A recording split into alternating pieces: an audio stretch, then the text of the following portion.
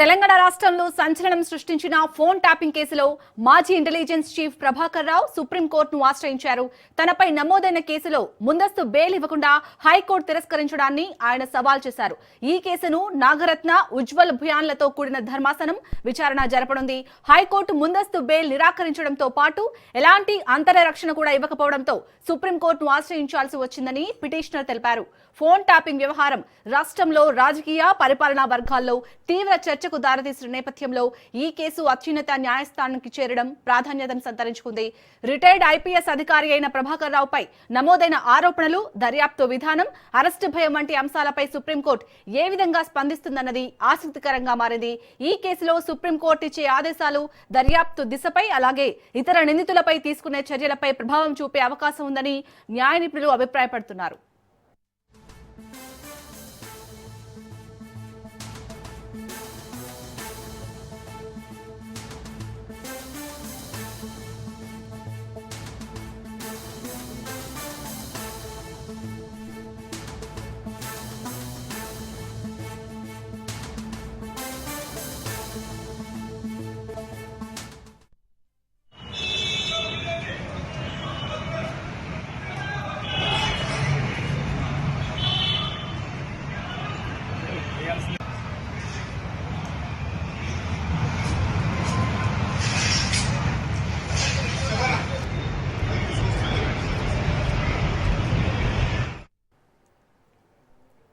Right, ఇక ఇటు సుప్రీంకోర్టులో అయితే ఫోన్ ట్యాపింగ్ కేసు అనేది విచారణ జరగబోతోంది. దీనికి సంబంధించి పూర్తి డీటెయిల్స్ ని మా ప్రతినిధి ప్రవీణ్ అందిస్తారు. ప్రవీణ్, మొత్తానికి ఇటు ఫోన్ ట్యాపింగ్ వ్యవహారంలో A1 గా ఉన్న ప్రభాకర్ రావు బెయిల్ పిటిషన్ అయితే తిరస్కరించింది హైకోర్టు. ఈ రోజు సుప్రీంకోర్టు ఎలాంటి తీర్పు ఇవ్వబోతుంది, ఎలా ఉండబోతుంది అనుకోవచ్చు ఈ కేసు వ్యవహారం?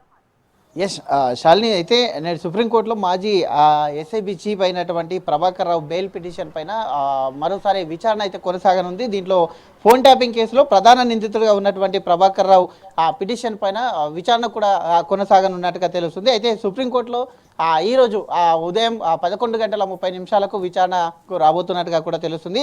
మరోవైపు ముగిసినటువంటి ఇప్పటికే ప్రభాకర్ రావు కస్టడీ కూడా ముగిసింది. 14 రోజుల పాటు అయితే సిట్ విచారణ కూడా జరిపించింది. ఈ నేపథ్యం చూసుకుంటే కనుక ఆ కస్టడీ విచారణ పైన కూడా వాదనలు వినిపించే అవకాశం ఉన్నట్టుగా కూడా తెలుస్తుంది. అదేవిధంగా ఆ పూర్తి నివేదికను సుప్రీంకోర్టుకు కూడా ఈ యొక్క కస్టడీ విచారణలో 14 రోజుల పాటు విచారించిన నేపథ్యంలో మొత్తం టోల్గా చూసుకుంటే కనుక ఈ యొక్క దానిలో ప్రధాన నిందితుడిగా ఉన్నటువంటి ప్రభాకర్ రావుకు సంబంధించినటువంటి పూర్తి వివరాలను కూడా అయితే పోలీసులు నివేదికను సమర్పించనున్నారు.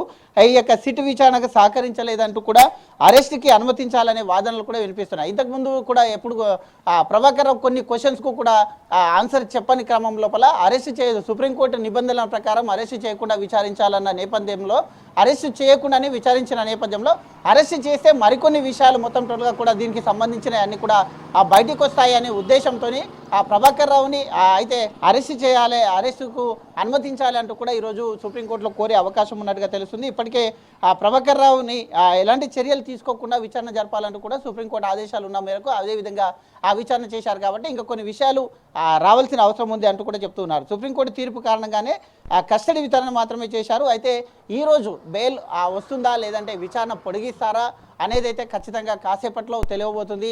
ఆ బెయిల్ ఒకవేళ బెయిల్ కూడా ఇస్తే ఆ యొక్క సాక్ష్యాధారాలు ఇవన్నీ కూడా సాక్ష్యాధారాలు మొత్తం అయితే తారుమారే అవకాశం ఉంటుంది. అదేవిధంగా చూసుకుంటే కనుక దీనికి సంబంధించినటువంటి ఇంకా కొంత విచారణ కూడా జరపాలి కాబట్టి ఇంకా కొంతమందిని కూడా విచారించే క్రమం లోపల ఈయననే మెయిన్గా ఉన్నారు కాబట్టి ఫోన్ ట్యాపింగ్ వ్యవహారంలో మెయిన్గా ఉన్నాడు కాబట్టి పాత్రధారి సూత్రధారి కూడా మొత్తం ప్రభాకర్ రావు కాబట్టి ఈయనని ఇంకా విచారించాలి కాబట్టి అరెస్టుకు కూడా అవకాశం ఇస్తే కనుక అరెస్ట్ చేస్తే ఇంకా కొన్ని విషయాలు బయటకు వస్తాయనే ఉద్దేశంతో ఉన్నట్టుగా కూడా తెలుస్తుంది. అలాగే ప్రవీణ్, ఎలాంటి ఆధారాలతో సుప్రీంకోర్టులో ఎలాంటి వాదోపవాదనలు జరిగే అవకాశం కనిపిస్తుంది?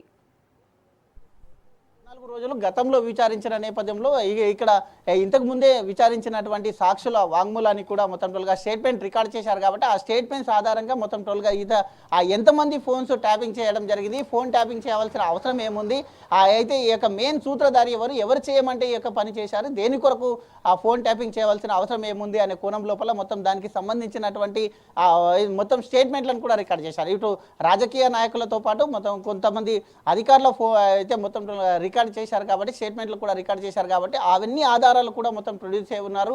అయితే ఈ అరెస్టుకు సంబంధించి అరెస్ట్ చేయకుండా సుప్రీంకోర్టు విచారించాలని ఉన్న నేపథ్యంలో అయితే ఆ యొక్క విచారణకు ఇంకా సహకరించట్లేదు అంటూ కూడా అయితే తెలుస్తుంది. కాబట్టి విచారణకు సహకరించాలి, మొత్తం ఇంకా కొన్ని ఆ నిజాలు బయటికి రావాలంటే ఈయనను అరెస్ట్ చేయాలి. కాబట్టి అయితే ఈరోజు సుప్రీంకోర్టులో అరెస్ట్ చేసి విచారణ చేసే అవకాశం ఉంది అంటూ కూడా చెప్తున్నారు. కాబట్టి అరెస్ట్ చేయడానికి అవకాశం ఇస్తుందా, లేదంటే ప్రభాకర్ రావు వేసినటువంటి బెయిల్ పిటిషన్ పైన విచారణ చేసి ప్రభాకర్ రావుకు ఆ బెయిల్ పిటిషన్ ఇస్తుందా, లేదంటే ఆ యొక్క కస్టడీ విచారణ ఇంకా కొన్ని రోజులు కస్టడీ విచారణ పెంచే అవకాశం ఉందా అనేది అయితే మరి కాసేపట్లో అయితే దీనిపైన సమగ్ర టోటల్గా ఒక విచారణ అయితే జరగనున్నట్టుగా తెలుస్తుంది.